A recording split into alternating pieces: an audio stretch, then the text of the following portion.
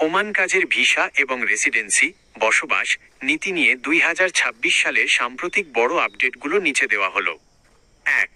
বাংলাদেশিদের জন্য কাজের ভিসা চালুর ঘোষণা।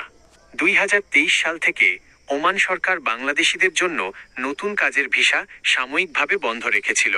তবে 2026 সালের শুরুর দিকে ওমানের শ্রম মন্ত্রণালয় এবং বাংলাদেশ সরকারের উচ্চ পর্যায়ের বৈঠকের পর ওমান সরকার জানিয়েছে যে বাংলাদেশিদের জন্য খুব দ্রুতই পুনরায় কাজের ভিসা উন্মুক্ত করা হবে।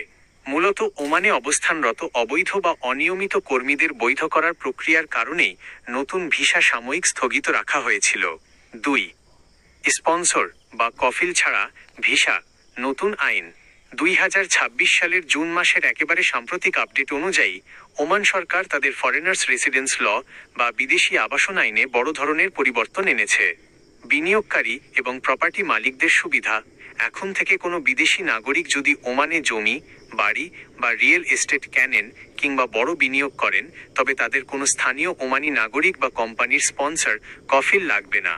সরাসরি রেসিডেন্সি, তারা সরাসরি সরকারি কর্তৃপক্ষের কাছ থেকে ভিসা ও রেসিডেন্সি পারমিট পেয়ে যাবেন। এই সুবিধা তাদের প্রথম স্তরের পরিবারও, স্ত্রী ও সন্তান ভোগ করতে পারবে। 3. 200 এর বেশি পেশায় কড়াকড়ি ওমানাইজেশন। ওমান সরকার তাদের স্থানীয় নাগরিকদের কর্মসংস্থান নিশ্চিত করতে ওমানাইজেশন নীতি আরও জোরদার করেছে। এর ফলে প্রায় 200টিরও বেশি নির্দিষ্ট পেশায় বা জবে প্রবাসীদের নতুন কাজের ভিসা দেওয়া সম্পূর্ণ বন্ধ বা সীমিত রাখা হয়েছে। বিশেষ করে প্রশাসনিক, মানব সম্পদ HR, ড্রাইভিং এবং সাধারণ কিছু ক্লেরিক্যাল পজিশনে প্রবাসীদের নিয়োগে নিষেধাজ্ঞা রয়েছে। 4. কাজের ভিসার সাধারণ নিয়ম ও মেডিকেল। নতুন কোনো ভিসা ইস্যু বা নবায়নের ক্ষেত্রে ওমান সরকারের নিয়ম এখন অনেক বেশি ডিজিটালাইজড। ওমানে কাজের ভিসায় যেতে হলে অনুমোদিত মেডিকেল সেন্টার GAMCA থেকে শতভাগ ফিটনেস সার্টিফিকেট থাকতে হবে। চুক্তিনামা বা লেবার কন্ট্রাক্ট অবশ্যই ওমানের শ্রম মন্ত্রণালয় দ্বারা অনলাইনে অনুমোদিত হতে হবে।